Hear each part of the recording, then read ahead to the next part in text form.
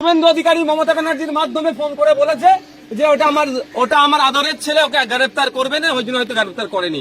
ওই লোক দেখানো দুজনকে অ্যারেস্ট করে যদি মনে করে এখানকার প্রশাসন, এখানকার এমপি যারা আছেন শাসক দলের, যে এদের বুঝিয়ে দেবো দুজনকে অ্যারেস্ট করে নিয়েছি, এই গল্প অন্তত আমি শুনবো না।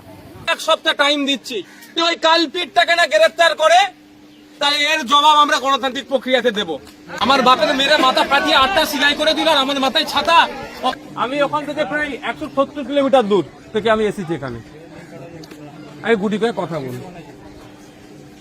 প্রথমত হচ্ছে এই ঘটনাটাকে নিয়ে কেন্দ্র করে মানুষ চাইবে ধর্মীয় উন্মাদনা ছড়ানোর, আমরা সেই ফাঁদে পা দেব না। আমরা দুর্গাপুরের মানুষ, আপনারা যারা, দুর্গাপুরে একটা ঐতিহ্য আছে, ইতিহাস আছে, এটা সম্প্রীতির মাটি, ঐক্যের মাটি। এখানে একসাথে আপনারা বিভিন্ন ধর্মের মানুষ, বর্ণের মানুষ, জাতের মানুষ সহাবস্থান দীর্ঘদিন ধরে হয়ে আসছেন। কিছু রাজনৈতিক কুচক্রীরা, রাজনৈতিক কারবারিরা এই একসাথে আপনারা বসবাস করছেন, এটাকে তারা নষ্ট করতে চাইছে, ধ্বংস করতে চাইছে। সেই ফাঁদে আমরা পা দেব না। এবার আসা যাক, যারা এই কাণ্ডর সাথে যুক্ত তাদের প্রত্যেকের সর্বোচ্চ শাস্তির দাবি আমরা করছি এবং শাস্তির ব্যবস্থা করতে হবে।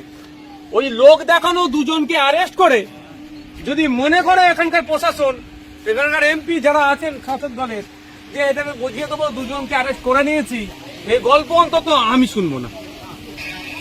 যারা যারা যুক্ত ছিল, ধর্মীয় বিদ্বেষ ছড়ানোর চেষ্টা করেছে, যারা ওখানে বিদ্বেষ ছড়িয়েছে, যাদের কথাতে দুটো জাতের মধ্যে লড়াই যে কোনো টাইম লেগে যেতে পারবে, ধর্মীয় স্লোগান বলতে বাধ্য করেছে এবং অকথ্য ভাষায় গালিগালাজ করেছে, যা তুলে নোংরা ভাষায় কথা বলেছে, এখানে কথা বলে শুনলাম যারা আছে এখানে বললো যতটুকু, তাদের বিরুদ্ধে আমরা আমাদের লড়াই আইনত লড়াই, লড়াইটা প্রশাসনকে দিতে হবে।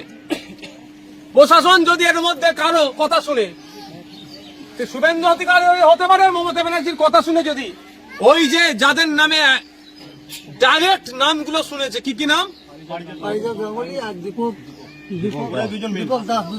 পারিজাত গাঙ্গুলি আর দীপক দাস, এফআইআর এ যাদের প্রথম দুজনের নাম আছে তাদের দুজনের মনে হয় একজন এখনো গ্রেফতার, একজন হয়েছে আর একজন হয়নি। যার 1 নম্বরে নাম আছে হয়নি। হয়তো শুভেন্দু অধিকারী মমতা ব্যানার্জির মাধ্যমে ফোন করে বলেছে যে ওটা আমার আদরের ছেলে, ওকে গ্রেফতার করবে না, ওই জন্য হয়তো গ্রেফতার করেনি। কিন্তু আমি আপনাদের বলে যাচ্ছি, আমি 1 সপ্তাহ টাইম দিচ্ছি, যদি ওই কালপিটটাকে না গ্রেফতার করে, তাহলে এর জবাব আমরা গণতান্ত্রিক প্রক্রিয়াতে দেব।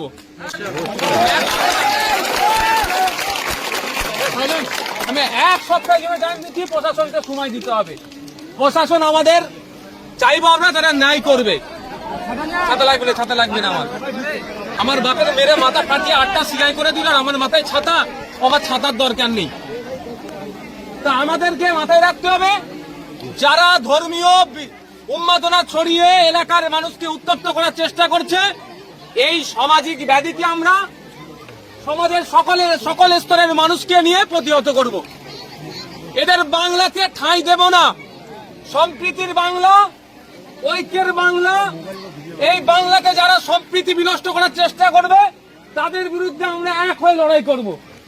সে যেই জাতেরই মানুষ হোক না কেন, যেই বর্ণেরই মানুষ হোক না কেন, আমাদের এক পাশাপাশি সব অবস্থানকে যারা নষ্ট করতে চাইছে তাদের বিরুদ্ধে আমরা এক হয়ে লড়াই করব। তাই আমি অনুরোধ করব, কারো পাতা ফাঁদে আপনারা পা দেবেন না। আমরা দেখছি কি কি সেকশন দিয়েছে, আমি আমার উকিলের সাথে কথা বলবো। সেকশন যদি অ্যাড করার দরকার হয়, প্রয়োজনে সেকশন অ্যাড করার জন্য আমি কোর্টে যাব।